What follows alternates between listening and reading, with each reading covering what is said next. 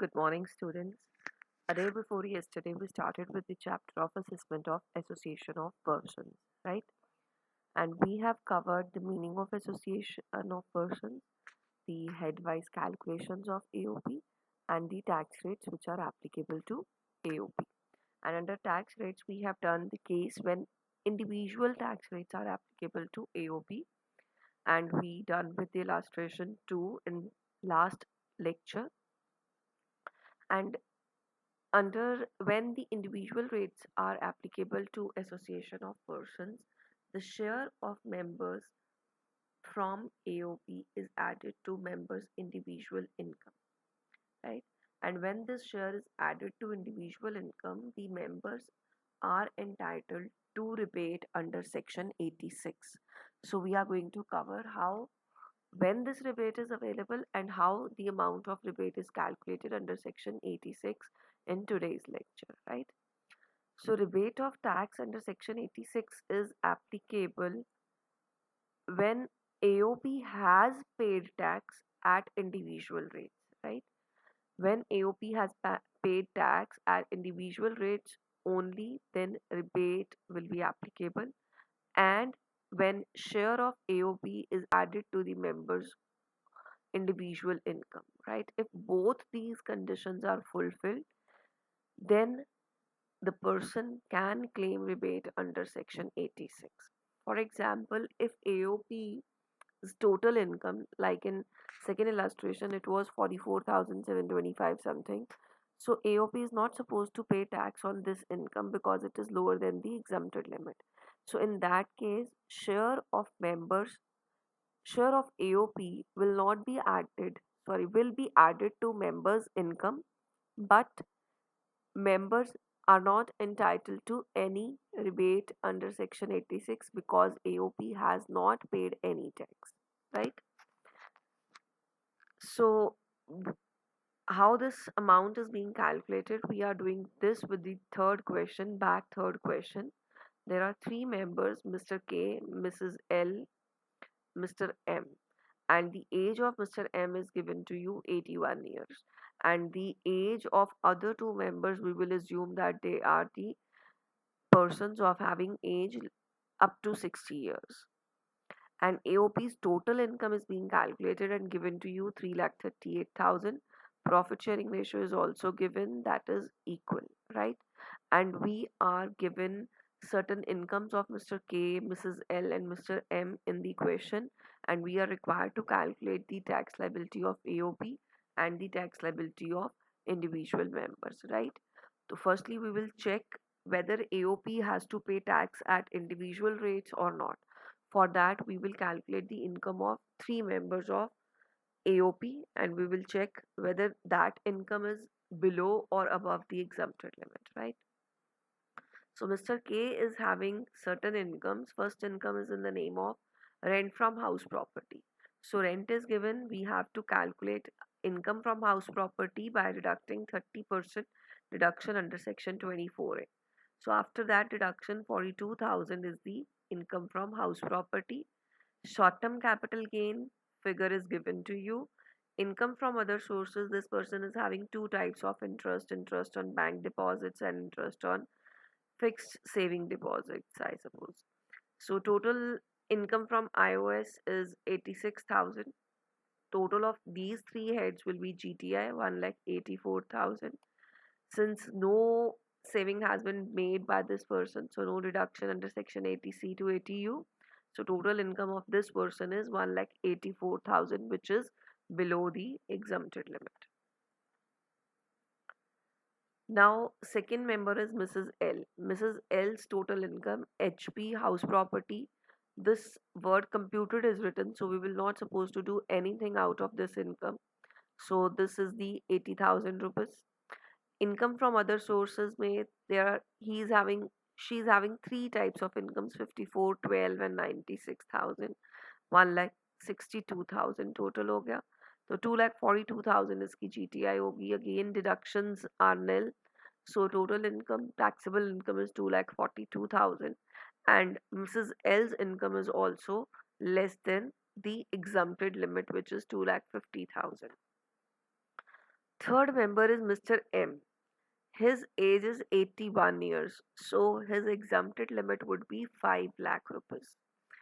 He receives pension. Pension will be taxable under the head salaries, and we will get standard deduction from the amount of pension. So 2,96,000 is the salary amount. iOS may he is having income from interest on NSC 8 issue and 15,000 as some other interest. So 27,600 total 3,23,600 is the GTN. The interest accrued on NSC is also eligible for deduction under Section 80C. So he'll get deduction under Section 80C of 12,600 and total incomes comes out to be 3,11,000. So his total income is less than 5 lakhs. So this member's income is also lower than the exempted rate.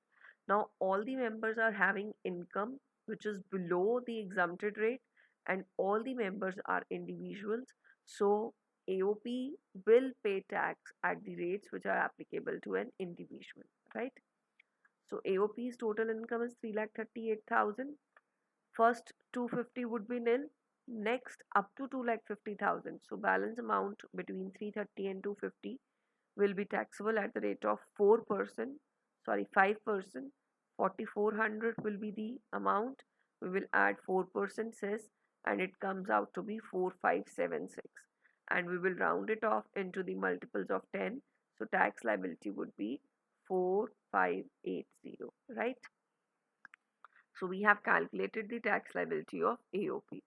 Now since AOP has paid tax on individual rates, so the share of AOP will be added to members' individual income, right? So we will calculate members' total income including the share of AOP and afterwards the tax liability, right? So we have calculated Mr. K's income other than AOP is 1,84,000. AOP's total income is 3,38,000 and the profit sharing ratio is equal. So there are three members. So one third of this is 1,12,667. So total income of Mr. K is 2,90,667. It will be rounded off in the multiples of 10. So 2,96670. We will calculate tax liability 250 nil. Balance pay 5%, so it comes out to be 2,333.5 rupees. So this person's income is less than 3.5 lakhs. So he is entitled to rebate under section 87A as well. So 87 mein maximum rebate can be availed of rupees 2,500 or the amount of tax whichever is less. So the total tax is less than the amount of rebate, that is 2,500. So total rebate he can claim under section 87A is this much total tax. So his tax liability after this would be nil. Since his tax liability is nil, that's why he is not getting any rebate under section 86. If after deducting 87A rebate there is some positive figure, he is entitled to rebate under section 86. अब यहाँ पे सिर्फ इसलिए नहीं दी because उसकी tax liability already nil हो चुकी है, right? Then Mrs. L's income. Mrs. L's income we have calculated 2,42,000. We will add share of AOP to it. It comes out to be 3,54,667. Round off करके 354,670. Tax liability हमने calculate कर ली. It comes out to be 5,233.5, right? Now since Mrs. L's income is more than 3.5 lakhs, so she is not entitled to rebate under section 87A. So we will calculate further. We will add cess, then rebate will be allowed. Firstly, rebate under 87A is allowed. Then we will add the amount of cess. Afterwards, rebate amount will be calculated. So total amount after adding cess would be 5,442.84, right? Now we have to calculate the rebate amount of rebate under section 86. The amount of rebate is calculated on the basis of average rate. And average rate कैसे हम calculate करते हैं? Total tax that is 5442.84 divided by total income जिस पे हमने ये tax calculate किया and that is 354,670, right? So this would be the average rate. जब आप total tax divided by total income करोगे this would comes out to be average rate and average rate is to be multiplied by the share of AOP. अगर आपने इतनी income पे इतना tax पे किया है तो इतनी अमाउंट पे आप कितना टैक्स पे ऑफ करोगे, राइट? तो proportionately we will calculate. It comes out to be 1729.02. ये थोड़ा सा फिगर में डिफरेंस है, ये आप प्लीज करेक्ट कर लेना. So actual amount of rebate is 1729.02. इसको माइनस करने के बाद this is the amount of tax which is to be paid by this person. So he'll pay in the multiples of 10. 3710 would be the amount which she is supposed to pay to the government, right? Similarly, Mr. M's total income we have already calculated at 3,11,000. Share of AOP is added to it. Total income is 4,23,670.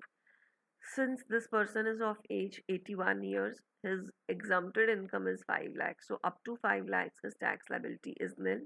Since he is not supposed to pay any tax, so he is not entitled to any rebate as well. Rebate basically reduces our liability, reduces our tax liability. So if already tax liability is nil, so rebate की existence खत्म हो जाती है. It is not applicable. So with this, the question of rebate is over, and this is the comprehensive question which covers tax liability of AOP as well as tax liability of members. अगर ज़्यादा से ज़्यादा question आता है practical तो ऐसा आएगा. You can practice third illustration which is given into your book and it is exactly the similar. So last topic हमारा एक रह गया इस चैप्टर में. So I'll cover that tomorrow. So bye for now. Take care.